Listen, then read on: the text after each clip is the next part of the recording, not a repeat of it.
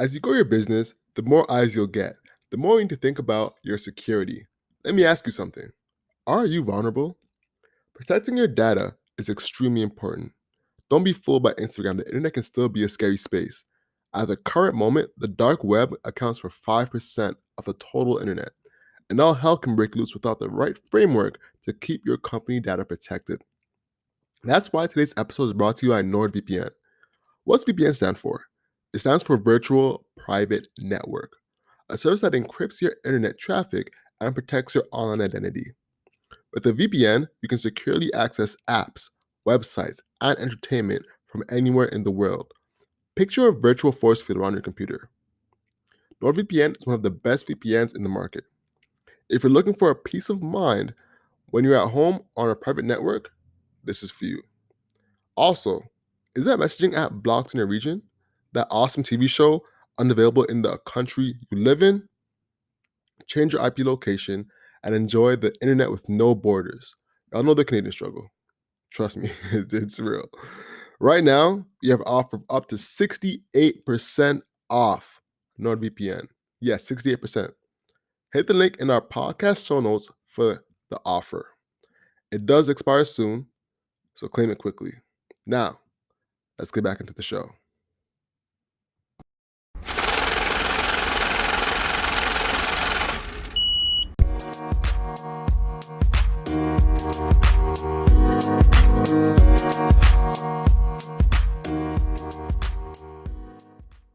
They can't stop me, even if they stopped me.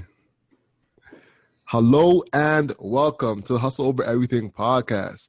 This is the podcast where you receive stories, tips, and strategies from entrepreneurs who've done it. This will help you grow your business and take you to the next level as an entrepreneur. I'm Alex. I'm Owen Osinde.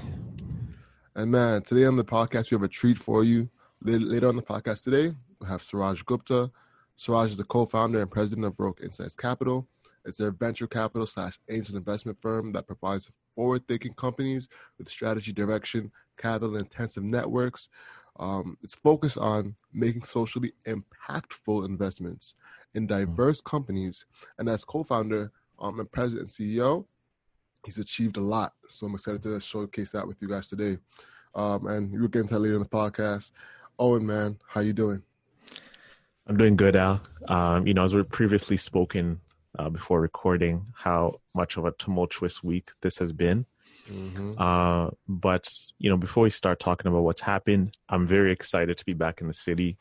As you all know, I was back staying with my parents for the past couple of months, enjoying the summer in Sarnia where I grew up, growing up in like my house, being around my parents, being around my dad.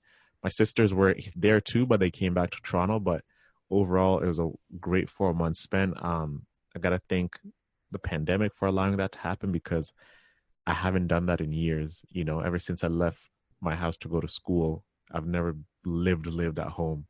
And because I live here now. So that's great news. I'm back in the city. It's September. It's grind season. We're about to get it popping again. But yeah, man, just like, tragic news just hit all of us, yesterday with the passing of Chadwick Boseman. It's just horrible, man.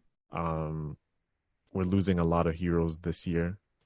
And Chadwick, Kobe, Nip, just a lot of people who have gone. And yeah, man. Black Panther, he gave a lot of kids hope, a lot of Black boys and girls, a lot of hope, to see someone on screen who looks like them. Played a lot of legendary characters who are Black. Jackie Robinson, Thurgood Marshall, which Alex, that's your middle name. You can elaborate on that. Yeah, and Black Panther, man. So it was tough. It's a tough loss, man, for Black people all around. It's crazy because in some of my other accounts, I logged on to their accounts and the exploration. There's nothing there in regards to Chadwick Boseman. It's like, wow, it's just a whole other world, But in regards to me, man, my middle name is Thurgood. My mom named me after Thurgood Marshall. If you're not familiar, look him up or watch the movie. It's a historic Black man. So it was really interesting seeing him play that, and getting that context of what his life was like, or at least what he wants his legacy to be, because a lot of times the winners write the rule books, right? I mean, write the books. So, yeah, man, it was really interesting seeing his life and seeing what Chadwick chose to play. He had, after Black Panther, you can already, you know that he was probably given the world when it comes to offerings, but he chose to play Thurgood. He was very specific in the choices he made after Black Panther. So it's nothing for me personally. It's nothing for me to be sad about. I'm grateful for his life. I'm sad that we no longer see him in the movie, but I'm celebrating his life, man, and what he gave and the choices he made.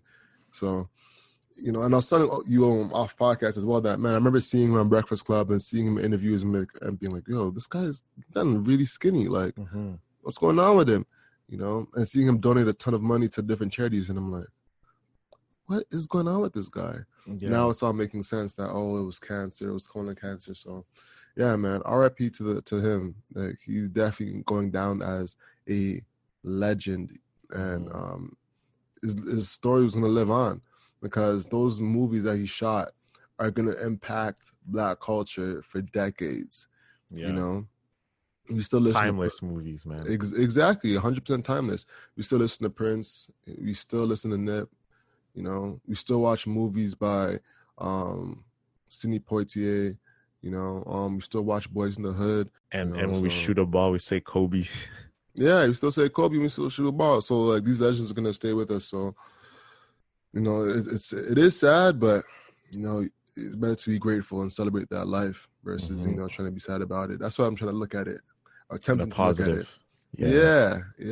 So that's that on that, man. He did his purpose while he was here, and like his memory will live on because he played iconic people. Exactly. Other than that, man, let's get into the business tip of the week. So, on this end, we actually got a question from a gentleman named Paris on Instagram. Shout out to you for asking. He asked, how can I improve my social media and my content output and engagement? So there's a few things that we've done that's actually really helped us that I want to show to you. And this in my agency as well, that's really helped. But back when I was doing social media management, and that one thing is batching, even with us and our podcast, we started batching and it's been super helpful. We used to do pods like every day, like of the week, and it was getting insane. Like, you were just like, yo, oh my God, another podcast? Oh my geez. It's like the thing you love, you just like, oh my God, like this thing again. Yeah, because like it was time to come into the times where we were supposed to be relaxing, being with our partners and trying to get other work done, So we started getting strategizing. All right, let's do it on Mondays and Thursdays. Then we're like, all right, let's get it to like 1 to 2 days a month. So now we have like a real flow of locking in podcasts. Now we have like almost a month and a half of podcasts in the bucket, in the can, ready to go. So yeah, that's one strategy that I would definitely say is useful. Right now, you can schedule schedule your posts on social media. The easiest way to do it right now is through Creator Studio. It's absolutely free on Facebook, and you can schedule it for as long as you want. You can also schedule IGTVs on that platform as well. And you can schedule stories, but you can only do it to direct publishing. Like, it gives a notification, then you upload it like that. So that's what I would say for that. I'm gonna keep it short because we want to keep that intro short for you guys. But that's one strong method. The other is outsourcing, of course, but you can go to Upwork, Fiverr, whatever, and hire someone to outsource to create social media posts for you. And the next is automation. One platform that we're starting to use is Headliner for our podcast that will create audiograms that we post on social media. So check that out. There's also other ones like Video Me that you can check out as well. So I'll link those in the description down below, and give you some free game. And that's kind of it in terms of business tip of the week for social media content. For engagement, one thing I would say is getting people to actually share the content or want to share it. So creating shareable content. For us, some of our highest performing posts were stories and posts that were based on other people, what they've accomplished and what they can share to other people. For instance, one was a quote on Forbes saying that Black women are the highest growing group of entrepreneurs. So we asked people to tag women that are entrepreneurs in the comments below, and that got a ton of engagement, or showcasing a entrepreneur who's just accomplished something. Like we showcased Yara Shahidi getting her deal, I think ABC at the time. I can't remember now off the top of my head, but I believe it was ABC. And that got a ton of engagement as well. So those are two things that you can do to really increase engagement on that end. So yeah, guys, that's the business tip of the week. And right now, as we jump into the Hustle Nation tip of the week, you know who it is, Mr. Hustle Muscle here on the mic. And the tip of the week is, as an entrepreneur, it's such a lonely road, and you're busy. A lot of us are solo entrepreneurs. Even if you are working remotely. It's not like you have the same camaraderie as you do before, like where you're together with your team and etc. But one thing I do want to stress out is actually having like the emotional support around you, like your actual circle of people who you can actually rely on when things get tough, when things start piling up. This is such a tumultuous year. It's such a year with a lot of ups and downs. We're not only just dealing with the pandemic, we're also dealing with racism that's going on out here. We're dealing with debts that are hitting a lot of communities hard, especially the Black community, like losing a bunch of people, and also a lot of deaths of iconic individuals who have passed on this year. 2020 is just a rough year overall. So taking all that, taking your business, taking what you're trying to build and trying to stay positive, it can get to you. It can get tough. So invest in actually sometimes stepping away from your business and spending time with the people who matter to you.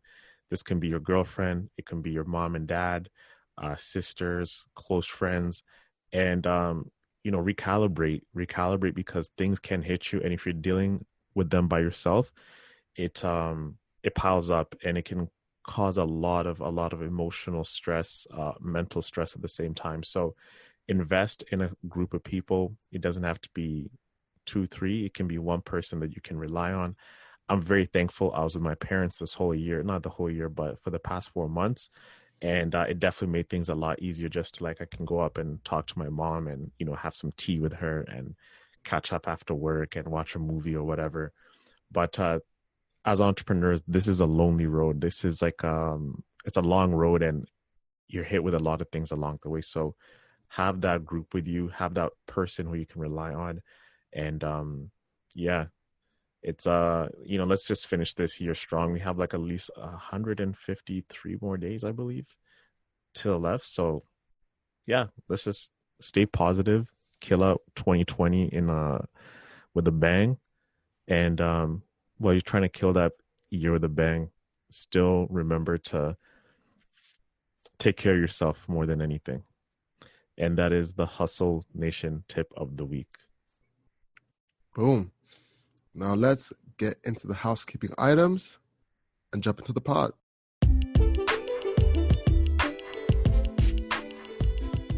Hey guys, before we hop into the podcast, we have a few housekeeping announcements. For free to support the podcast, if you're on Apple, make sure you rate and write a review about our podcast. This makes a huge difference. On Instagram, make sure to take a screenshot and tag us in the Instagram stories. It makes a huge difference. It helps us share the podcast out and expand the community. On Twitter, we're at 24/7 Hustlers. And on Facebook, we're Hustle Over Everything. Guys, we were busting our ass, especially Owen, working on their weekly newsletter. It's called the 24/7 Hustle. It covers news in business, music, and culture, all through the lens of entrepreneurship. And for our paid options, guys, we have some great merch on the store. Check it out at hustleovereverything.co. And lastly, our Proud to Pay program is linked in the description down below. Now let's hop into the show.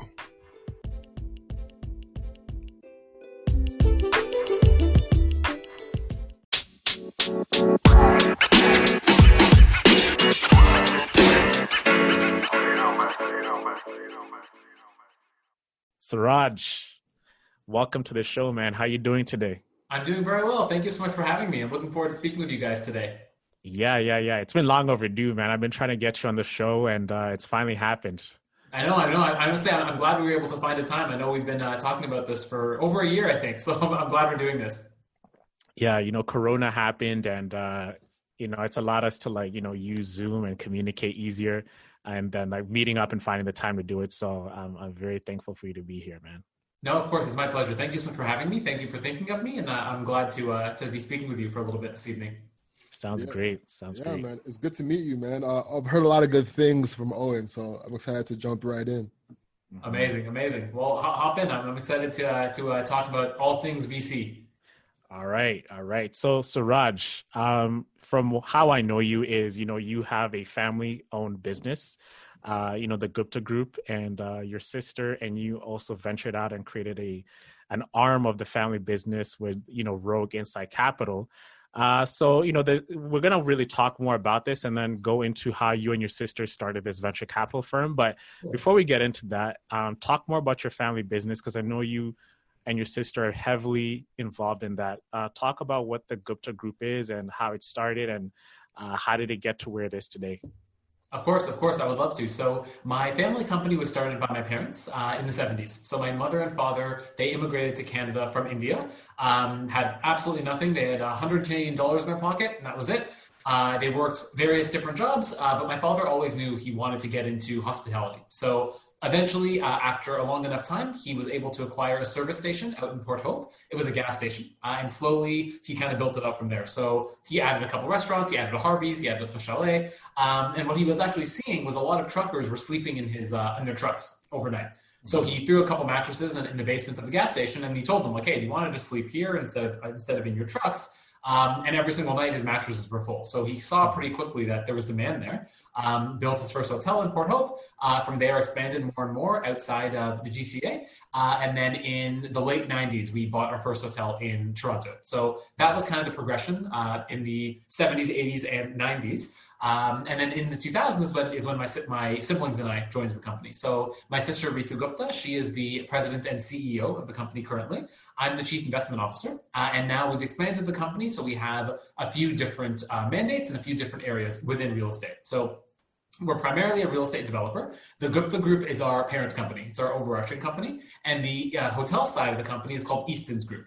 So Easton's was actually the name of the original company that owned the truck stop back in Port Hope back in the 70s. And just for issues around race and stereotyping and things like that, my father thought it was best back then to keep the company name as Easton's Group.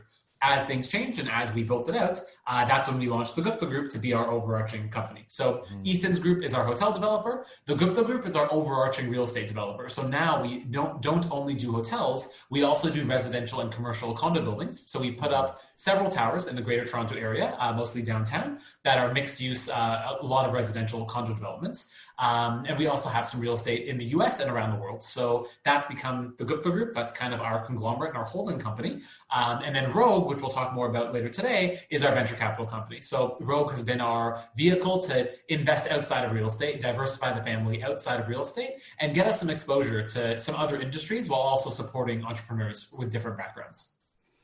Wow. First and foremost, I'm just going to say, wow, for your father and your mother to come to Canada with $100 in their pocket, and to do what they've done. I mean, that is literally the American dream right there. It's unbelievable. Honestly, It's unbelievable. One of my favorite stories actually about my parents is a bit of a tangent, but my mother and my father were both working different jobs. And my mother was, I believe she was selling face products and cosmetics. And she knocked on a lady's door, spoke to the nice lady, and then sold a bunch of her cosmetics. my mother leaves and she calls my father and says, you need to get over here, because my father was selling, I believe he was selling appliances. And she said, get over here because this lady, you can sell a lot of stuff to this lady.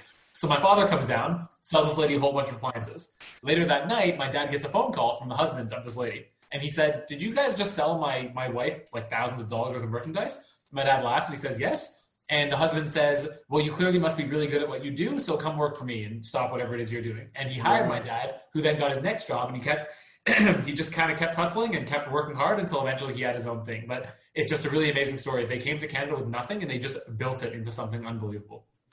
Yeah, I mean, that is like the dream of every family, you know, like to immigrate to a new country and create like a generational type of wealth, you know, 100%. create a family business. Now, you and your sister are running the company now. When I don't know if you two have families or anything like that, but I'm sure when you guys have families, it's going to continue it's going to stick in the family too, which is what everybody wants. For every business person wants their kids to continue the family business, and et cetera. 100%. That's exactly what we're hoping for. We want this to become a multi-generational family group of companies. And that's why we launched Rogue, because we wanted to get access to other industries so we could have holdings everywhere. We've also recently relaunched our family foundation, so multi-generations can do philanthropy. We're really hoping to build this out so that this can be a multi-generational thing. Perfect, man. Interesting, man. That's so interesting. Wow. Alex, what do you think of that, man? I think it's incredible. You rarely hear about a family business getting to that point.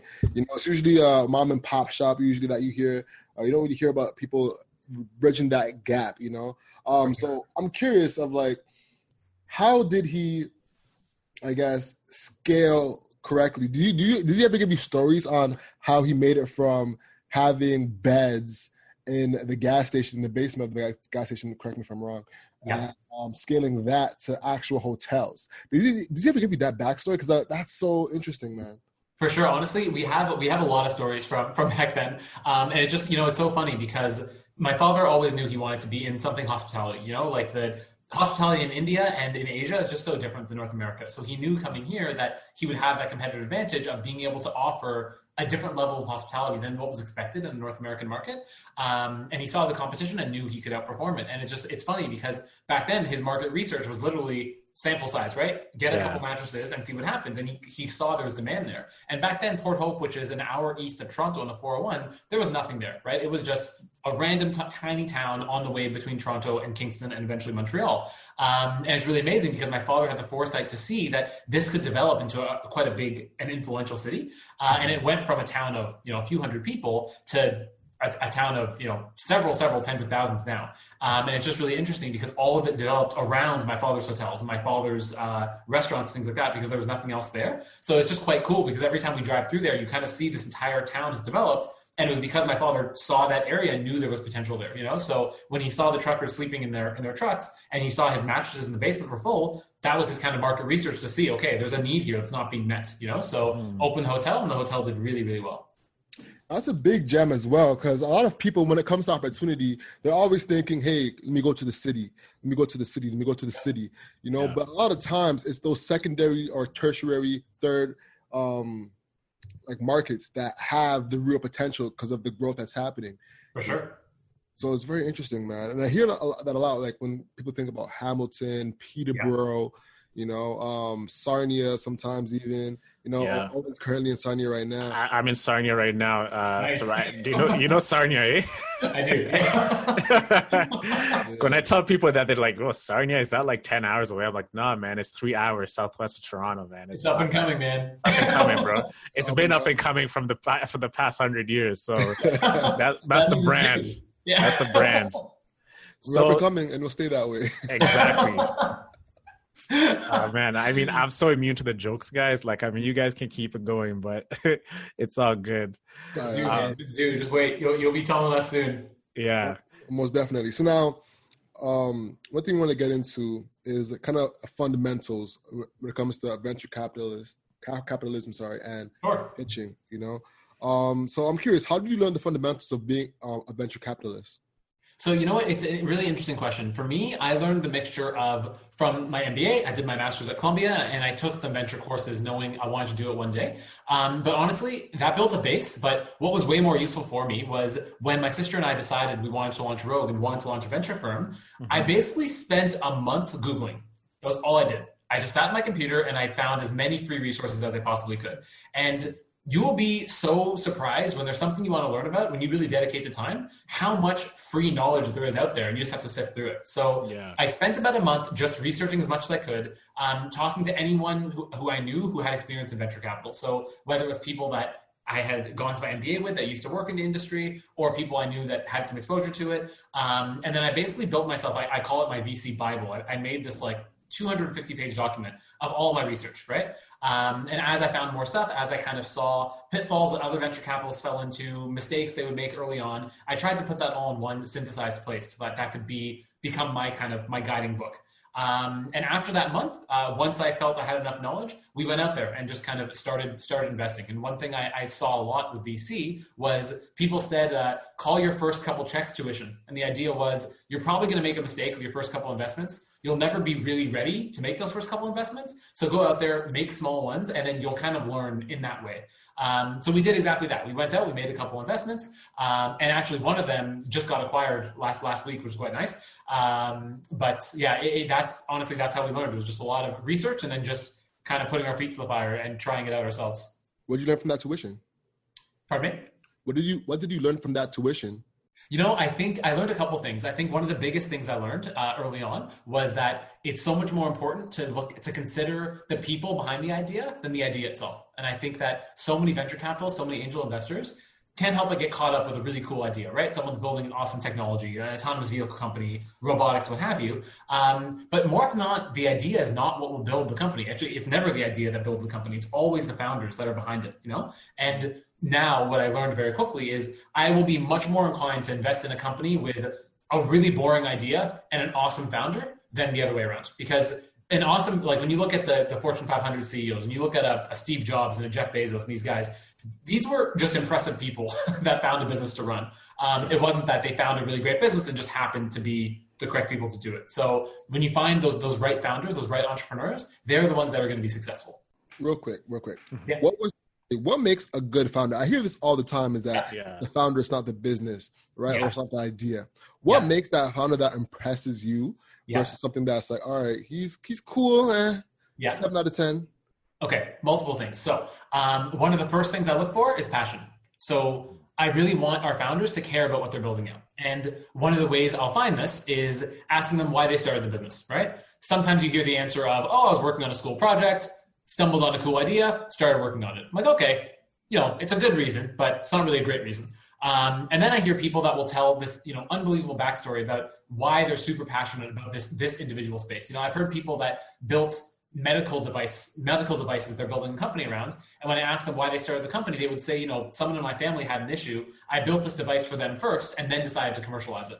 When you look at that second founder, that is someone who is not going to give up when the going gets tough because they are so much more emotionally invested in the success of this company, right? For any venture capitalist, for any investor, one of your biggest nightmares, you could say, is when a founder just decides to walk away from the company, right? They're having issues and they're like, you know what? I'm just going to go get a job. One funny stat I can give is that venture capitalists, especially in California, they're much more likely to invest in founders who are repeat founders than founders who are first-time founders. But the interesting thing is that repeat founders have a lower success rate than first-time founders when it comes to having exits. So I asked a few venture capitalists this. I said, okay, why is it that you're looking for repeat founders when they historically have a lower success rate than first-time founders? And that's what I found. They said that someone who it's the first time starting a business, there's always that chance that they're doing this to discover if entrepreneurship is for them. And there's a chance they're going to realize it's not and walk away. But someone who's already been an entrepreneur, whether it's a successful or not successful exit, when they've done that, when you've given your life to an idea, when you've gone through the lowest of lows that you will go through as an entrepreneur, and you still went back and wanted more, that is someone that is going to hustle and is going to work really hard. So that's something we definitely look for. So passion, hustle, and then also fit, right? So why are you the right person to work on this idea? So whenever someone comes to me and they pitch me an idea, I look at the strength of the founding team, right? Many times they'll say, we're the first ones to think of this, we're the first ones to do this, what have you. And that can be true. But first mover advantage is not an advantage anymore. Just the market has changed. You need to be the best people at execution, right? I mean, going back to the examples I gave earlier, looking at Jeff Bezos and Amazon, Steve Jobs and Apple, they weren't the first people to start a bookstore or a phone or technology company, right? They were the best ones at execution. They had the best backgrounds, the best understanding. So that's the other thing. If someone comes to me with an idea, I want to look at, okay, just say someone comes to me with a consumer goods or a consumer product. I'll look at this and say, okay, if some managing director of Procter & Gamble or Johnson & Johnson quits tomorrow and starts the same idea, are they going to have a leg up over you? And if the answer is yes, it might not be the best team to invest in. But when they have the right expertise, the right background, and the right type of people on the team that can really grow it out and scale it, along with that passion and hustle, those three things will go a very long way. So a lot of VCs, a lot of firms, they have like a outlook and a strategy on what they invest in and what particular sector that they invest in. Yeah. For Rogue Insight, what is that particular lane you guys are in, and what's like your core criterias of investing in a business? Yeah, I'm glad you asked. So for us, we do things a little differently than most VCs, where we have an industry agnostic approach. So we don't select by industry. We have three mandates that we look for with our founders. The first one is social impact. So we want the companies to have some type of impact greater than just their profitability. Now, it doesn't need to be a social business. It just needs to be something that's making its community and society better. I kind of joke that we won't invest in just another dating app, right? We really want, to see that they are really making a difference, that the founders are passionate about making a difference. That's the first thing. The second thing we look for is founders that have founding teams that either have one visible minority, immigrant, or female founder. So I'll talk about this a little more in detail in a bit, but this is just a group that is chronically undervalued, chronically does not raise the money they should, and quite frankly, do way better performance-wise than groups that are homogenous and not diverse. So I don't understand why this is still a blind spot. And I think from taking the social and the ethical side out of it, there's a financial reason to invest in these groups. And then when you look at the benefit you bring society, it's a no-brainer. So that's the second.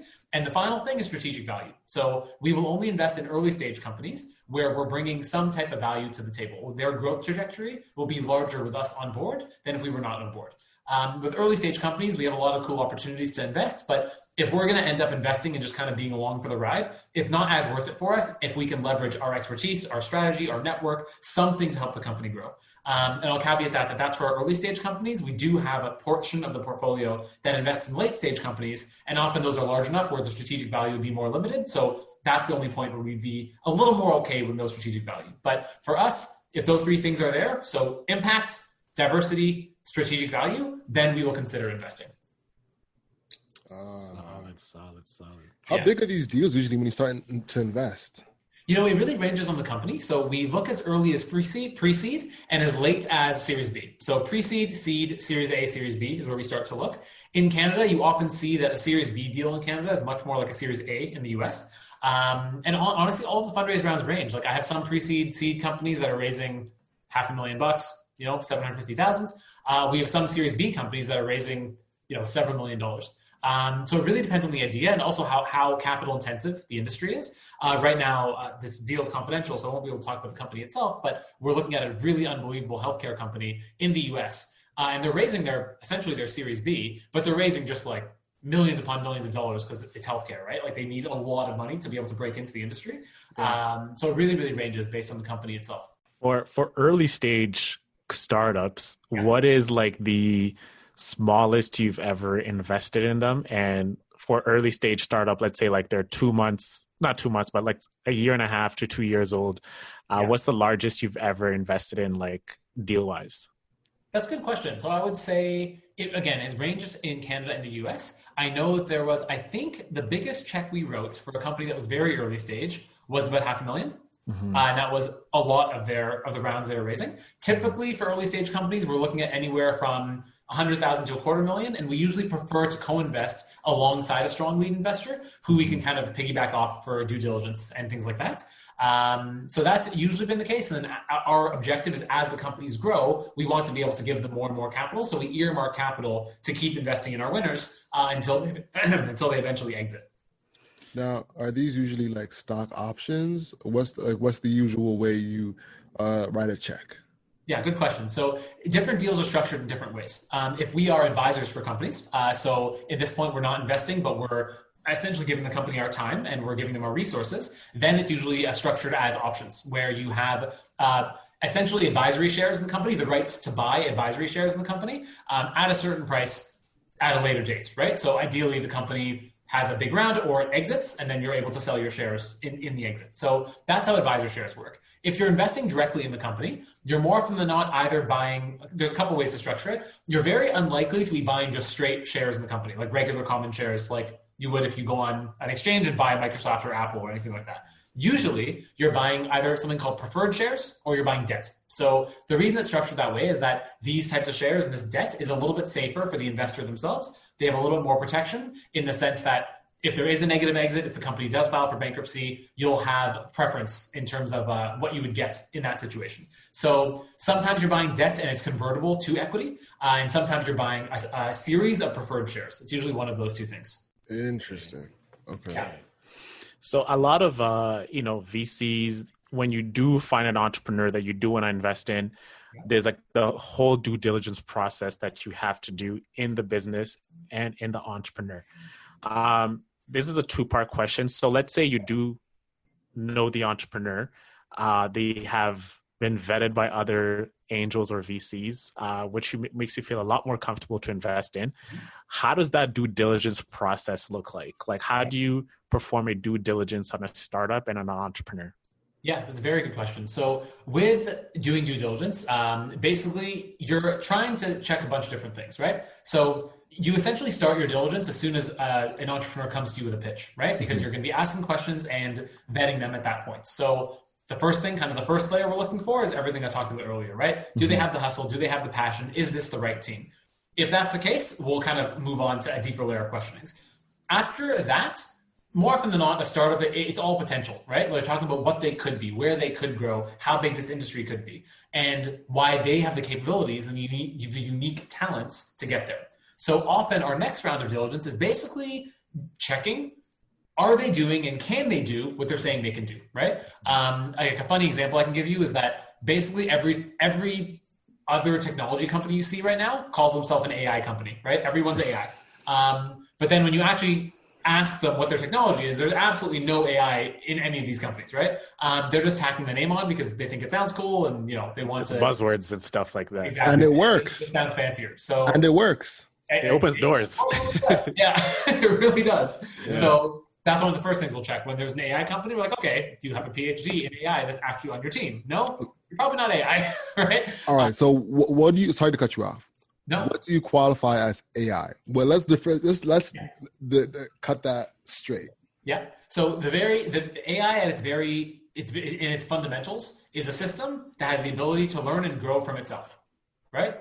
If a system is artificially intelligent, it is able to, at the very least, make learnings that can help itself improve, right?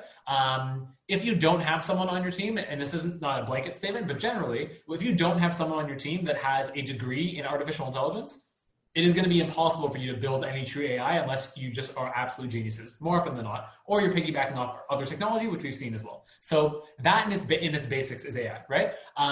Anybody can collect data and then refine an Excel model. That is not AI. That is just data science, right? And I think that's where the line is. Anyone who's playing with data, more often than not right now, they call themselves AI, but it's not truly artificial intelligence if you're just working with a data model. Most definitely. Shout out to that company that I used to work for. Shots fired. Alex, I knew you were going to say something. I was waiting. I know. It touches me, because fraud is real. Yep, I get it. Oh man. How often do you see those kind of false pitches? And how do you differentiate between through a pitch?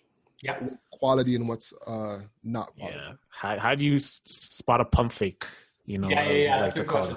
So it's a mixture of a lot of things. How often do we see, in your words, kind of fake pitches? Unfortunately, pretty often. I would say that we only probably invest in like 1 out of every 100 deals we look at, maybe 2, right? Wow. And maybe 5 or 10% of them actually make it to our real diligence process,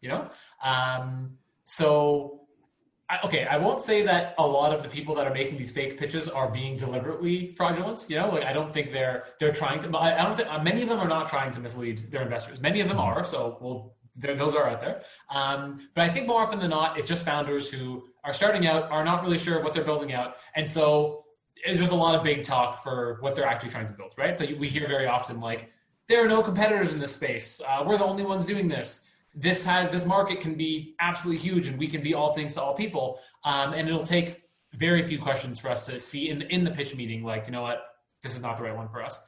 And what I've learned, just to be polite, what I used to do is have the meeting, be pretty clear that it wasn't going to be it, but then at least go back and do some diligence, then tell them no later on.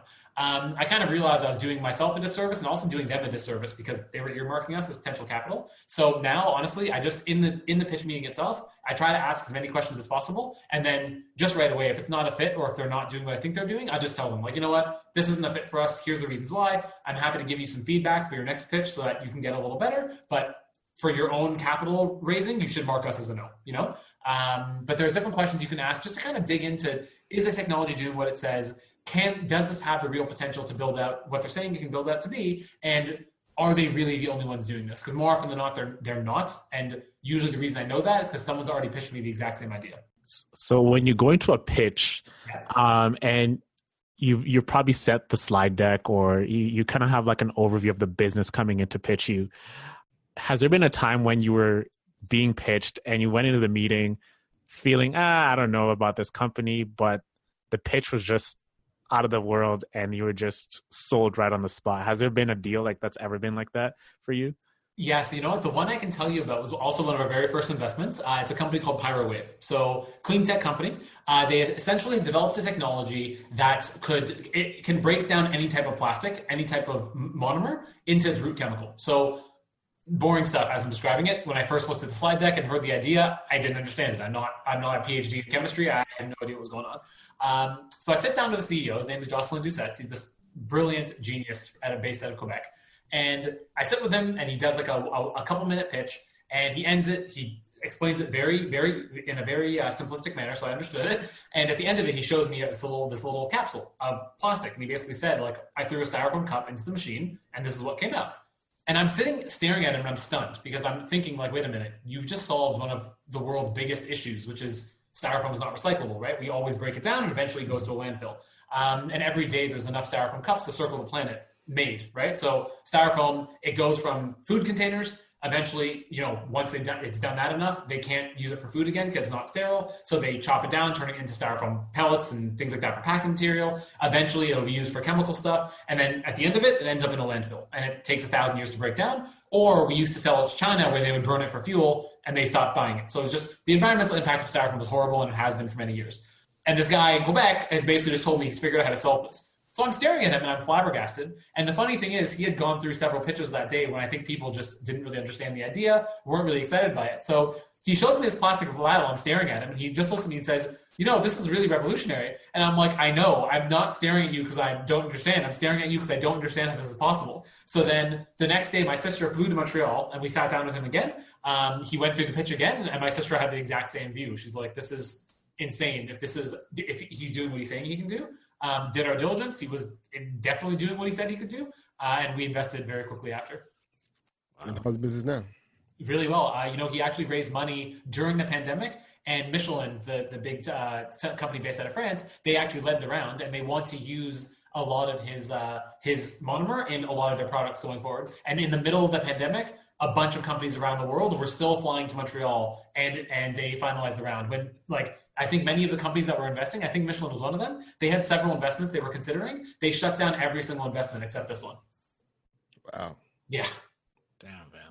He's a really impressive guy. That's a win. That's a win. It's interesting. So in that specific pitch, in that specific example, the plastic cap was the winner for you. That was the cherry on top. I think so. Yeah. I think from what I remember back then, when he went through it and he showed me, like, this is what we can turn any plastic into. I think physically seeing it has made me really kind of made it click. Like, wait a minute. Like, if you could get this technology everywhere around the world, we would effectively be solving plastic recycling, right? If it was used in the right way. Obviously that's a simplistic, summary, but it's possible, So I think that was definitely the moment when I understood the potential for this thing around the world and the social impact it could have. Yeah. For our audience, what can they learn from that? In what way? If you're an entrepreneur or? Yeah, if you're an entrepreneur learning to pitch better, I guess. what can they learn from, I guess, that story in regards to how he pitched to you specifically? Was it, I guess, the story, I feel, correct me if I'm wrong, is the main point that struck you, you know? Yeah, definitely. That's a very good question. So the couple things I can give as feedback for entrepreneurs who are looking at pitches is this. One, you're gonna either sell or have the person check out in the first couple minutes. So when people say you need to have an elevator pitch and you need to be able to do it in 2 minutes or less, they're right. First thing. Second thing, you want to tell a really good story, right? So here's our product, here's what it does, is not as compelling as I have a friend named Jane, and Jane struggles with X, Y, and Z, and so I built this to solve Jane's problem. That's just immediately more compelling. So personalizing the problem, that's the second thing. And finally, having it be summarized in a way where it's simplistic enough to show the story and simplistic enough to show the business idea, while also showing the potential without, divulging too many details, if that makes sense. Often companies have either an overly simplistic pitch where they don't explain at all what the company does, or they get so into details, especially when it's a really technical company, that you're just going to lose the investor, So being able to find that balance of telling, you need to be able to give the same pitch to an 8-year-old as you could to an 80-year-old, and they should both understand it at the end of your first couple minutes. Has there been an entrepreneur who is just not a salesperson, when you have that salesmanship inside of you, but they have a great business, but you still invested in that entrepreneur? Or does salesmanship matter to you to really understand an idea? Can you look past the sales if they don't have the salesmanship and still invest in them? Definitely. So it really depends on the company and how they need to grow.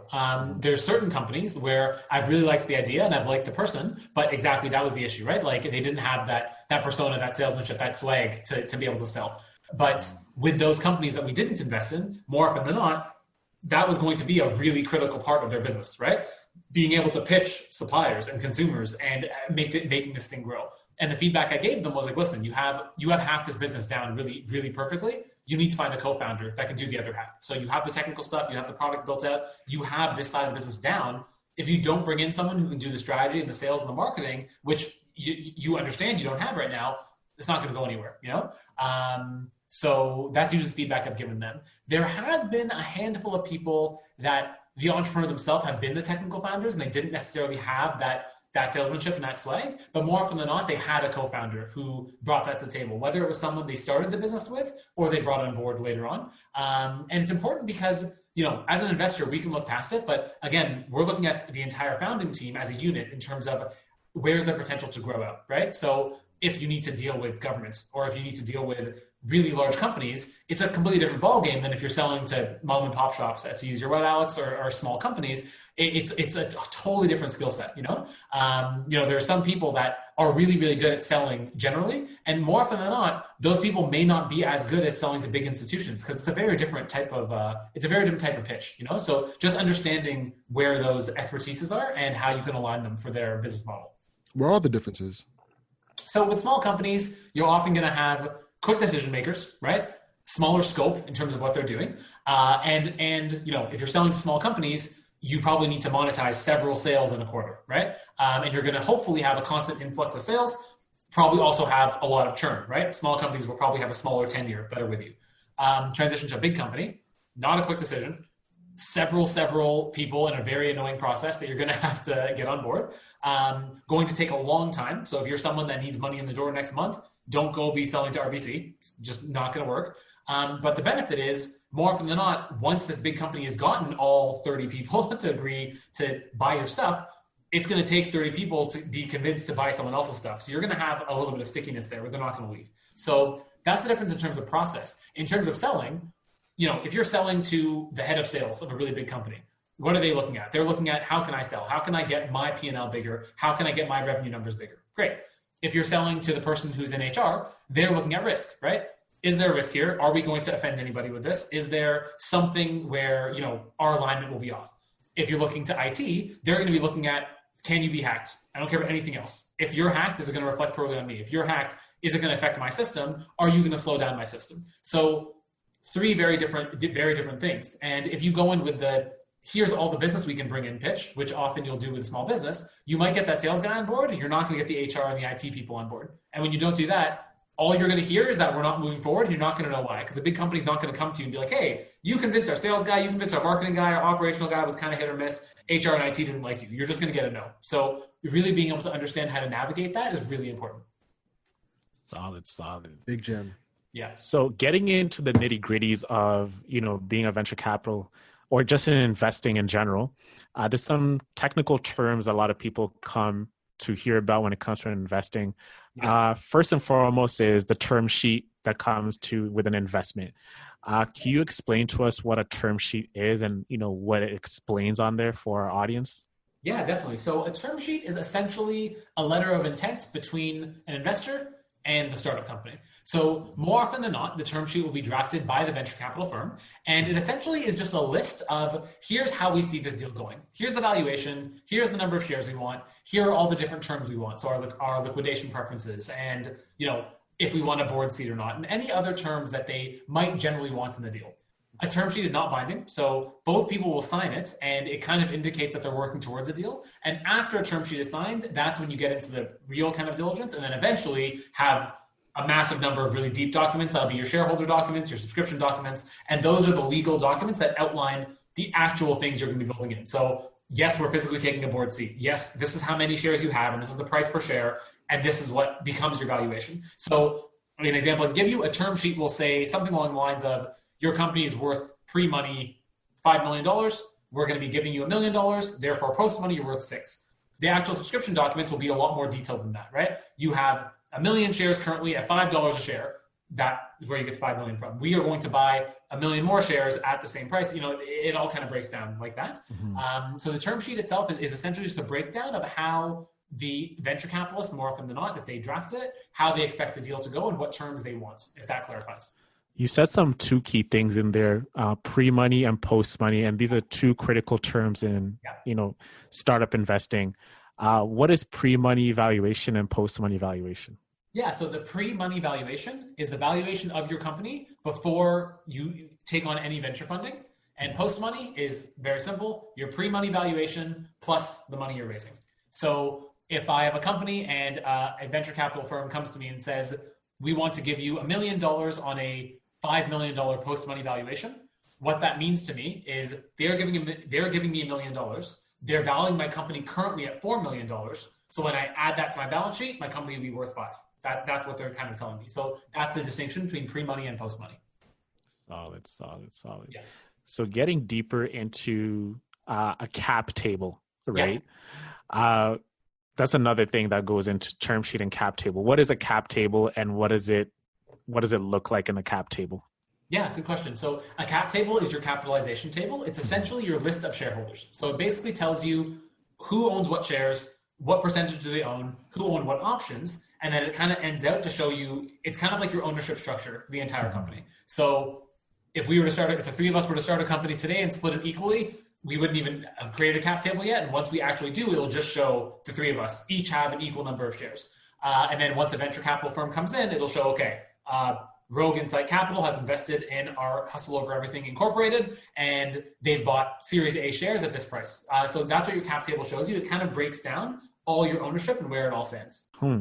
So one thing I also want to get into is you investing in deals, right? Like the psychology of investing as a VC. Has there been a time where first you've ever had like buyer's remorse, in a sense of you invest in a company and then after 6 months later you regret doing that investment? And you're like, damn, I wish we didn't do that. The deal is done. There's no way back, and now we just have to ride this thing out. Unfortunately, yes. I will not single out the company themselves. There was a company we invested in, really, really great idea, pretty strong founding team, and really good group of investors that were going to get in that knew the industry very well and would bring a lot of expertise to the table. So beforehand, essentially everything checked our boxes. Going back to your earlier question about the salesmanship, this is one where the CEO was not necessarily a good seller, but seemed like he had the right team around him to do those sales for him, right? So that part would be great.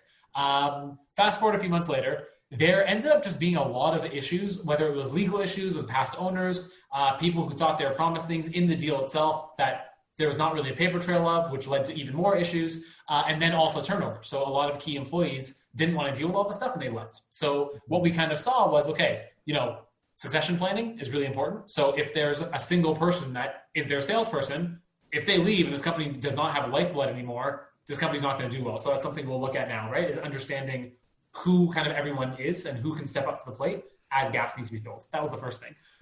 The second thing, and this one is almost impossible to predict, you ask a company if they have any legal issues or if they have any pending legal issues, and the answer is always no. This kind of came out of nowhere because there was some shareholders that just weren't happy with, how the fundraising round had gone. But this group kind of derailed the entire company and shifted their focus to something that was everything but their actual business model. So definitely one where 6 months later we looked at that and we said, we probably would have been happier having not invested in this than had we had invested in it. But we're here to ride it out because there's still there's a fundamental chance the company turns around and does well. But obviously the probability is lower because now they have to spend some of their runway on not core business issues, So, and the second part is FOMO, right? FOMO as well too is another big part in investing, even investing in the stock market as well.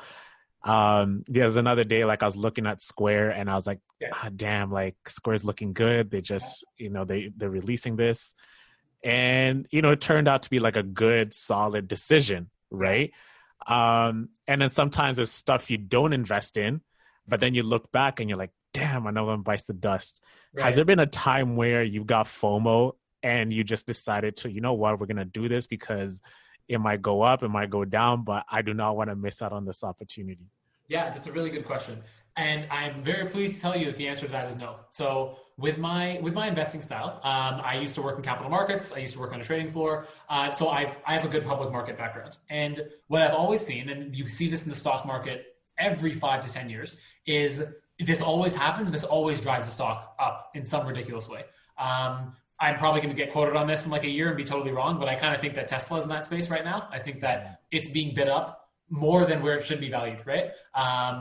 And I think a lot of it is that FOMO. I think a lot of it is retail investors that are hearing this really great story, seeing this awesome company, and just bidding the company up. But you saw this happen in the 2000s with Enron, with WorldCom, with all these big tech companies, and eventually, the fundamentals have to still be there. So for us, we try to only invest in companies where the fundamentals are there, because more often than not, what I found, especially on the venture side, when there is this concept of FOMO, when there is this concept of we need to close this deal quickly, it's really exciting, it's really sexy, we got to get in before it closes. More often than not, investors are probably making a mistake of some kind because they're rushing the diligence. They're trying to get in quickly. And when you do that, you make mistakes. You don't kind of look at everything you should. And I've seen it, many times that companies that have that excitement around them, people focus more on the idea and more on how cool the idea seems than the execution itself.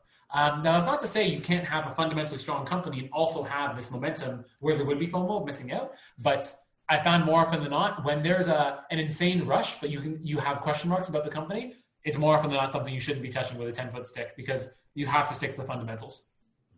Have you ever broken those fundamentals and still seen like an upside of it, or is it always that cut and dry? I try to be really disciplined when it comes to the fundamentals with certain companies. There have been companies that we've decided to pass on, even though they had a lot of excitement. Some of them have done well, some of them have not done well. Most of them are still operating, but it's one of those funny ones in the venture world, right? Where sometimes when a company does badly, they just kind of exist and float away into hyperspace, So they'll have like a shell of a website up and all that kind of thing, but they don't have an exit. And that's the biggest thing. A successful business is one that exits ideally in 3 to 5 years, an example I can give you is with the public markets, right? We saw markets going up like crazy all of 2019. And around the end of 2019, I'm looking at this and I thought, a recession's coming at some point. I don't know when, but I think the market's fundamentally overvalued. So I sold a bunch of stuff at the end of 2019. January, February, the market continued to go up. And a lot of my friends were chirping me being like, oh, yeah, that was a dumb decision. Like, look at how much everything went up. But I was looking at it and I said, I could fall for the FOMO and buy back in because, I want to hang on to this thing and ride it up. But my conviction was like, no, you know what? I really think that things are fundamentally overvalued. And then March hit and the cracks started to show. COVID hit and COVID really exposed. Obviously, it was something no one could have predicted, but it also really exposed the not great companies for what they were, and the market crashed, right? And I was sitting on a bunch of excess capital, which was great, and we used that to invest. And this is also kind of the Warren Buffett style, right? Like people criticize him because he will sit on cash for years and years and years, and he will be missing out on the market going up. But then that once every 10 years, the market goes down like crazy, that's when he makes all his money, because he has a quote, right? Be fearful when everyone else is greedy and be greedy when everyone else is fearful. I think that having that contrarian style, it really makes a difference, because it's very unlikely to have a sustainable competitive advantage if you're always following the crowd. Yeah, even I started reading like The Intelligent Investor, and Yeah, still the same principles. Like I'm taking in that book, like every single thing that talks about it, because it's so easy to get burned in the market. You know what I mean? Like if you don't, it's you can't let your emotions get in the way, you know, because as Kevin O'Leary says, you know, money has no emotions. Yeah. But yeah, it's so easy to get burned. So if you don't know what you're doing, I mean, I've gotten burned, of course. I mean, it's part of the deal, right? It's part of the journey. But yeah, man, it's if you don't do the solid fundamentals and everything, it's easy to get that. Speaking of fundamentals, one of the things, you know, we keep talking about fundamentals, but to let our audience know, what's a fundamental analysis? What goes in a fundamental analysis? Yeah, so when I look at a fundamental analysis, honestly, it's a lot of the stuff that we had already been talking about this evening. So first, the founder, right? Are they the right team? Do they have the passion? Do they have the hustle? Can they build this out, right? That's the first thing. Second thing, are they doing what they're saying they're going to do? Does this technology have the potential that it should have? Is it actually AI? Is the technology doing what it should be doing? All of those things are fundamental aspects of the business. And I've seen many times, more often than not, when ideas have this excitement and people are getting this FOMO, they start to kind of skip steps. You know, they start to skip steps in diligence. So, well, they're saying they have the technology, so I don't really need to dig deep into if this is AI or not. Well, they have a lot of great clients, so I don't need to go into that contract and really see, is this a real annual recurring revenue, or is this a pilot? You know, there's a lot of things like that, you know, someone puts up a slide deck and says, we built AI, and their customer sheet, they have like a McDonald's logo, a Walmart logo, you know, another big company logo. And you can't help but think like, oh man, like I don't want to miss this. They're obviously doing really well. But you kind of see how easy it is to be able to boast one of those you know, logos in your slide deck, right? If you know someone that is a senior person at Walmart, you're like, hey, can you get me in a meeting, or can you just do a pilot? We'll give you our technology for free. Your buddy says yes, and there you go. You can throw Walmart on your slide deck. Doesn't mean anything for the company, but more often than not, you can kind of see that turns into this mad rush to invest in the company. People start to skip the fundamentals, and those are ones that we're just like, see you later. Let everyone else invest. We'll stick to the companies we really believe in. You know? Yeah. You know, one thing we're kind of skipping over, and excuse me if for my ignorance, is the only way you get paid usually out of the acquisition once there's an exit. Essentially, is that the main business model? That's exactly correct. How do you usually get paid, like on a month-to-month basis, or is it just more of like a big payout every so often? Exactly. So it's more the latter. On the venture world, it's more big payout every so often. So honestly, your cash coming in is very lumpy, right? Like your first couple of years, you're only making investments and you're only having cash go out the door. And then eventually you're going to have cash coming back in. With venture, it's interesting, right? Because, you know, there is a world where the company would go public and then have their shares listed on a public exchange and then pay dividends, in which case you would be getting dividend income. Short of that, you're never really going to be getting income from your companies. You know, it's not like when you start a company yourself and you don't have venture funding, where you can, you know, open a restaurant and whatever net income the restaurant makes, you pocket, right? With venture investors, when they invest in you, they're basically telling you, I want you to plow every dollar of income back into the business because I believe in your ability to grow. The flip side of that is that they want to get an exit at some point. So, you know, often I have a lot of friends who are founders, and when they're looking at bringing on venture money, the one thing I always tell them is, okay, are you ready to figure out a way to exit this business in 3 to 5 years? Because if you're looking at this like, I want to still be working on this company in 10 years, I want to build this out, whatever it is, venture might not be the right path for you, right? Because it's one thing if you want to take it public and run a massive company, yeah, that's great. But if you're looking at like, I want to run a really fundamentally solid private company for the next 10 years, it's going to be pretty hard to find a venture investor that aligns with that, because they're not looking to make income 5 years from now. They're looking for several multiple exits. So because that's the case with venture, you really need to make sure you're aligned with your investors on what your horizon is for the company itself. Gotcha. Yeah. Okay. You got to have the mindset of paying them back in 2 to 3 to 5 years. Exactly. Got you. Unless you have investors that, you know, really align with you and like, you know what, I believe in you. Build this thing out and pay me dividends in 7 years. If you find an investor like that, great, right? Make sure you're aligned on that front. But often venture investors won't necessarily tell you like, hey, just so you know, once you take my money, the clock has started, right? So it's just something startup founders should know. Suraj, there's been a lot of entrepreneurs who've raised a lot of money, right? For entrepreneurs who are listening and they want to raise, you know, venture capital, Is there a thing as too much money raised, and what are the implications of a lot of money raised for a business? Yes, 100%. There is definitely a thing such as too much money being raised. I've actually been in a situation a couple times where I've seen a company I've liked. They've sent me their slide deck and sent me the terms of the deal, right? Here's how much of the shares we're selling, blah, blah, blah. And I looked at their cap table and I told them completely honestly, and honestly to my own detriment, like, listen, I love you guys. I would love to have a piece of this company. You're selling way too much of your company right now. And I would advise that you don't take my money. You probably don't take the last couple investors' money. You only raise half of what you're saying you want to raise, and you don't dilute yourself. So they all did that, and I didn't get to invest in the company, but I'm hoping they at least had a more fundamentally sound business model. So the reason for that, and the reason you don't want to raise too much money is it's a tough balance. On one hand, you want to raise enough money where you have a long runway, right? You want to, more often than not, you need to start your fundraising efforts at probably 6 months before you're actually going to bring the capital in, right? So if you're raising like 9 months worth of runway, 9 months worth of money, if I do that today, I'm basically saying come October, I got to start my fundraising again, right? For the next round. So that part can be tough because honestly, when you're fundraising, it's a full-time job. If you're a CEO, you are not going to have time to run your company if you're fundraising. So that's the negative to this. The other side of it is that I often see companies that will sell, way too much of their company early on. And the problem with that is, let's say a company sells a third of their company in their first round, okay? And then let's say in their next round, they sell another 20-25% of the company. They're now getting to like a Series A, Series B type of round. And let's say there's 4 co-founders, okay? Usually how the math would work out is the investment company, like a venture capital firm like us, would come and look at the balance sheet and say, okay, pre-seed investor owns a third of your company. Seed investor owns a fifth of your company. These 4 founders own less than 10% each. And by the time they raise more money, they're going to own less than 5% each.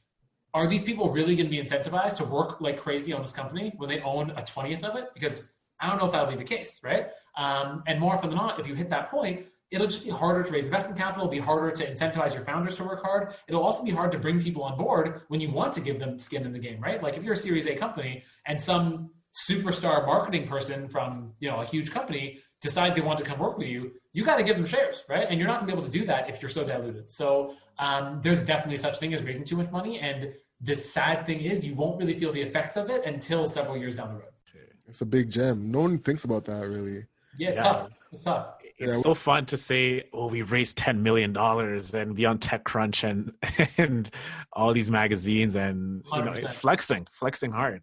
That's all it is, man. And honestly, like I see more and more, raising money is difficult, right? Don't get me wrong. It's hard to get people to part with their cash and give it to you for your idea. So any any startup that raises money, they should be proud of themselves. The problem is that there's a lot of money out there right now. There's a lot of venture money out there. I know it's slowed down with COVID, but it's still there. So I've seen really bad ideas and not great founders raise money, right? So I think one thing founders need to remember is that when you do raise money, don't let it make you complacent. If you raise a couple $1 million, I see founders start thinking like, wow, my company's worth $5 million. I'm worth $5 million. I just convinced people to give me $3 million. This is awesome. This means I'm definitely gonna be successful. Raising money means nothing, right? Like it is not that difficult to get people to invest in you. So you really need to make sure that does not kind of give you like a stamp of success. Like, okay, I've raised money. This means my company is going to be great. It unfortunately really doesn't. It's all execution, Yeah, we were just talking about something like that of your value in your company, right before we hopped on the pod. And it's so true. When you put your value into it, then you become the highs and the lows. Right. And that's where you can really lose is once that low hits, you get low. Yeah, and then bouncing back from that can be a struggle. It's tough, man. Yeah. Have you ever had any lows? You know what? With this business, it's so cyclical that you're always going to have these like ups and downs, right? So that company I mentioned to you, where we invested, they started having legal problems, all this kind of thing. For sure, I was looking at this thing and being like, dear God, like how did we end up in this situation? And what I try to do when things don't go our way is I try to kind of look back at, okay, with the information I had, with what I knew at the time, would I make the same decision? And if the answer is yes, I will not lose sleep over it because I know that, I don't have a crystal ball. As long as I made the right decision with the information I had and I didn't succumb to the FOMO and believed in the fundamentals, I won't be upset even if the company goes against me, So that's why I always try to revisit is, am I looking at the fundamentals? Is my decision-making process correct? And if the answer is yes, then I'll never be upset if the money doesn't work out the way we want it to. Mm-hmm. Got you. When you're invested in companies, how often are you communicating with the founder, the CEO, touching base? Yeah. How do you and Ritu do it? Yeah, that's a good question. So, for us, we try to constantly be in touch with our companies, right? So at a minimum, we'll make sure like quarterly, we do like a proper catch up. Here's what's going on. Here's everything happening in the company, that kind of thing. That's usually our like formal official meeting. But other than that, we're usually constantly in communication with our companies because for me, one thing I found value wise is that it's been really valuable to put my portfolio companies in touch with each other because more often than not, there's been a lot of synergies there. So often I'll invest in a company and like a couple of weeks later, be like, okay, you should go talk to XYZ startup because you guys are going to be able to do some great work together. Often I'll run into people or founders or other investors or experts in the field that will be useful for any of my portfolio companies. And one thing we try to do with Rogue is just kind of be that connector, like there's a lot of people in the city that can add a lot of value to each other. So as soon as we meet two people, whether we have a vested interest or not, I usually just try to put them together just because, people just get better off because of it. So more often than not, I'm randomly texting or emailing my portfolio CEOs being like, hey, I just met ABC. I just met some, CEO of a big bank, and I think they'd be useful for you. Like, do you want an introduction? They say yes, and I make the introduction. So it's usually a lot of ad hoc communication, but I try to keep it pretty constant. Is that the predominant value that you usually bring? Is that network? Definitely. Yeah, definitely. The biggest value we've tried to bring is our network. We also have a lot of expertise in a lot of different areas that we try to give our companies, but more often than not, we want the expertise to be something we can give them for a little bit, but we want them also to spread their wings and figure it out on their own. Because if they're piggybacking off ours too much, that means that they might not have the right team in place. So then the network and the people we can connect them to has definitely been a huge value add for a lot of our companies, I think. So Suraj, now after, now we're transitioning back into, the world. The business world, things are opening up, markets are opening up. How has your strategy changed now post-COVID and investing, and how many deals do you see doing this year? Yeah, it's a good question. So, in terms of early stage venture deals, we're going to probably end up having done 2 from March to now, right? So a little bit slower than our usual pace. I think that towards the latter half of the year, I do think we'll be more aggressive, and I think we will try to find companies that can do well. We're in an interesting time because I think that companies that were fundamentally not well run, a lot of them are probably going to go under in this time, and they're going to fold. A lot of them will be really desperate for cash, and that will show in a pitch. And honestly, the companies that were fundamentally strong, most of them restructured in a way where they could get through COVID and have cash left over so that they weren't going to enter that phase of desperation to raise money. And I think those are the companies that are going to come out Q4 this year, Q1 next year, and show like, all right, we had a world crisis. Here's how well we did, and we want to grow even more. So I do think there'll be a really great opportunity. I think that this kind of test for the economy, it really separates the good companies from the bad. Most definitely. The biggest shit test ever. 100%. 100%. Yeah. I'm curious. Do you think that having your pops as an entrepreneur has given you gems and lessons that other people don't have access to? For sure. I mean, being an entrepreneur is very difficult, and it's not for everyone, right? And I think that when you come from an entrepreneurial family, have someone who's an entrepreneur who's close to you, have a mentor that you can look up to in that way, you just kind of learn a lot more about it. Like an example, you work a job, you're working 9 to 5, right? You stop at 5, you go home, you're done. When you're an entrepreneur, you have the flexibility. If you don't want to start at 9 a.m. today, you don't have to. But the flip side of it is no one's telling you to stop at 5, right? And often when you first start, you'll have this kind of guilt of like, wait, should I be working harder or there's still work to be done? Like, how do you find that balance? And I think there's just so many aspects of entrepreneurship that are really difficult for first-time founders. And many of them through entrepreneurship realize it's not for them. I luckily never had to question if entrepreneurship was for me because I always knew since I was a kid that's what I wanted to do. Seeing my father be an entrepreneur, working in our family company as like doing secretarial work over the summers when I was like 9 years old, it's just like seeing that the stuff you're working on is going towards an objective that your family has, an objective that you have.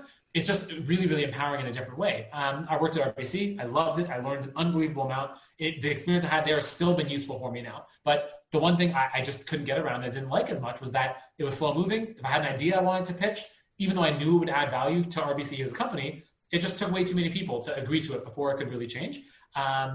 And that impact you can really have is just a little bit more limited, So knowing that that's not the case in entrepreneurship, I think when you work for a big company, you trade impact for support, right? At a big company, you make a mistake, there's lots of people that can teach you. You have a lot of people that can show you the ropes and kind of show you how to do things. Flip side is it's going to take longer to make impact. You start your own company, you can make impact from day one, but you are liable for all your own mistakes, you know? So like you're the only person that's the front line. So you gotta be okay with that. And seeing my father do it all the time, it definitely made me okay with it. It's in my blood, you know? Yeah. So, as we work towards wrapping up, what is like your vision for Rogue Insight Capital moving forward? When you look at it, like when it's all said and done, like when you want to step back, perhaps your daughter or son wants to take over the helm of Rogue Insight, how do you see it ending out for you, like, and for your family?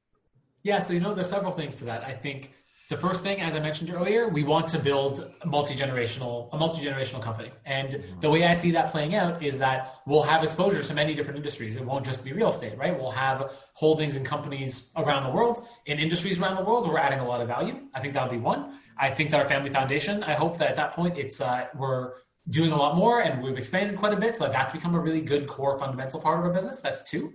And I think for me, I'll know that we're successful. And this is one of the biggest things when I mandate with Rogue, when as of right now, I told you we invest in diverse companies, diverse founders. We're one of the only people doing it, right? Like I think I've run into maybe 2 other firms in the last 3 years that have focused on diverse firms. And despite the financial benefits, despite the clear ethical obligations behind it, despite everything that's going on in the world right now that clearly show why we should be doing this, there's not enough people doing it. And every time I go to someone and I go to a conference and I say, we invest in diverse founders, I always hear the same thing, like, oh, wow, that's so great you're doing that. Oh, wow, that's really cool. And as nice as that is to hear, it's almost frustrating that this is a novelty, And so for me, when I'll know Rogue has been successful, and I hope that by the time I have kids and they're going to be the ones working and all that kind of thing, I want to be in a world where investing in diversity is the norm. And it's not a novelty. It's not something that people are going to look at and hear, oh, wow, cool. It's just going to be normal. When someone says, I only focus on firms that are going to be diverse, I want people to be like, well, yeah, obviously, like, why would you do anything else? That's the world I'm hoping we can build out. And I'm hoping that we can show through Rogue that there's a financial benefit to doing something like that. Now with the whole COVID and protesting, especially with George Floyd, a lot of corporate businesses have started to wake up to this idea of diversity, having a diverse workforce, having a diverse C-level suite. What's like your take on that? Do you think like it's just like a momentary thing, or do you feel like there's actually like a transformational change happening within investing in startups and investing of diverse founders and Black men and women and et cetera like that? Yeah, I do really feel, and I really hope, and I really feel that this is actually a truly seismic shift. And I think that this shift is going to make people really look at how they can act differently going forward.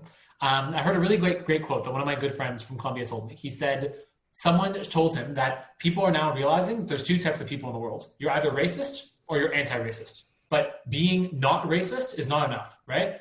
And I think that there's a lot of people before all this that would, you can't fault them for this, think like, I don't discriminate. I don't hold anything against people, so I'm not part of the problem. But those people, I think, are realizing now that you kind of are part of the problem because you're a bystander and you're not actively championing getting rid of something that you truly dislike. Because I think those people don't want racism in the world. They want to eradicate it. But I think before this, they kind of felt that not having been racist was enough. I think now you're mobilizing a lot more of those people to voice change, to talk about what we need to do in the world, to talk about how we can make the world more inclusive, more diverse, and a better place. And I think that, a lot of corporations were reactive in this situation. And you can feel that a lot of it is not necessarily, doesn't really feel genuine. It feels like a lot of them are doing it because they have to. But the good thing is, I feel like the people that are mobilizing some of these changes and the people that will be going into these companies, they won't let things go back to the old ways. I mean, you finally have the bloody Washington Redskins decide to change their name after how many years of people being like, this is so offensive. How are you still doing this, right? Yeah. I do think that there is this shift where people are starting to see that this behavior they had before is just not acceptable anymore. And the downside with this behavior is so massive that everyone is kind of forced to look at what changes they should make. And I also think that the moral, ethical obligations behind making these changes, more and more people are realizing how much they could make a change and how much they can impact if they stand up. So I hope and I pray that this is going to be a truly seismic time that we'll look back on. I really hope that at a time like this, we'll look back on the marches of Martin Luther King and all those things that happened in the States way back and be like, that was a moment when the spotlight shifted and we saw a change. It's going to take decades, but you see things change from that moment. I really hope this is one of those moments. Yeah, I agree. I also think though is that it's the bottom line. You know, the team name changed not just because people thought, oh, it's the right time. No, it was because Nike removed them from their store. Is that their bottom line started getting affected dramatically, and once you start affecting the bottom line, then you get real change starting to happen. Totally agree. Money talks. Exactly, money talks, and I feel like that's one of the telltale signs of our times is that we are starting to affect people's bottom lines, and that we can make change happen through financial protesting. You know, I think that's one of the like low key undercurrent things that's happening. Like, that's more significant, and people are realizing that this time is not this one for getting together, but leveraging it for business as well, which is sad, but you know, it comes with the pendulum swinging, you know. So if it happens and it becomes a byproduct of it, I mean, we'll take it, you know. Exactly. I feel like that's kind of, pardon me? Sorry, no, I completely agree with you. And I think that exactly what you said, this concept of financial protest, I think customers are going to do a lot more research now, right? They're going to look into companies that are, you know, I mean, on Uber Eats, when I go into Uber Eats now, the first thing it says is, here's companies that are Black-owned businesses, right? They're very clearly doing this, I think, for the bottom line of it, right? But it's because what consumers are looking for. And I think that I totally agree. I think that money talks, exactly as Owen said. And I think that with these companies pulling their sponsorships, they finally forced a change that was needed like decades ago, you know. But I think that will shift more, and I totally agree. It might not be the most genuine of intentions in terms of they are doing it for profit. That might be, you know, we'll never really know the intention, but it does often feel like it's more for profit than for the social obligation, because it's for the social obligation. Why didn't you do it 10 years ago? But the good thing is it just brings more and more awareness to the issue. You know, like now that the Redskins name has changed, there's gonna be a bunch of people that even still had no idea that the name Redskins was offensive. That they will now, you know? So that in itself is huge progress. That should just came out with the name of the team today. I saw what's the name? It's the Washington football team. That's the name. That would be the name here. Temporarily, though. LeBron tweeted out something. He's like, wow, I wonder how many people got in a room and had to think about that one. Yeah. The Washington football team. Like plain Jane, just like the number on the helmet, the number on the shirt, the gold, and the wine red. That's it. That is horrible. It's the safest name they could come up with. Yeah. So, Suraj, last question as we wrap up. So now's a call to action. You know, you're a VC. Our whole community is based on, you know, hustlers, people who are grinders, they're looking to build their business. If they want to get in touch with you to pitch because they believe they fit the criteria, you know, they're socially focused, they're diverse, and, you know, they're looking to create an impact. How can they get in touch with you and your sister to, you know, perhaps book a meeting or, you know, have an intro and etc.? Yeah, great question. Listen, for any of our listeners that are here today, if you're an entrepreneur, you fit these categories, diversity, social impact, and you think we can bring some strategic value to the table and you want to chat with us, go to our website. So it's rogueinsightcapital.com. We also have our Instagram, which is at Rogue Insight Capital as well. On the website, there's some contact information forms. Our email address is info@rogueinsightcapital.com. So there's plenty of ways to get in touch with us. We're on Facebook, we're on LinkedIn. Google us, find any of our various social medias and get in touch. And it'll filter its way to Ritu and I. But that would be the best way to get in touch, would be through our website or through Instagram. Amazing. Yeah. Amazing. So with that being said, guys, that wraps up the podcast. Remember, your hustle is what you can control. So control your grind and control your life. That's right. Peace. Word.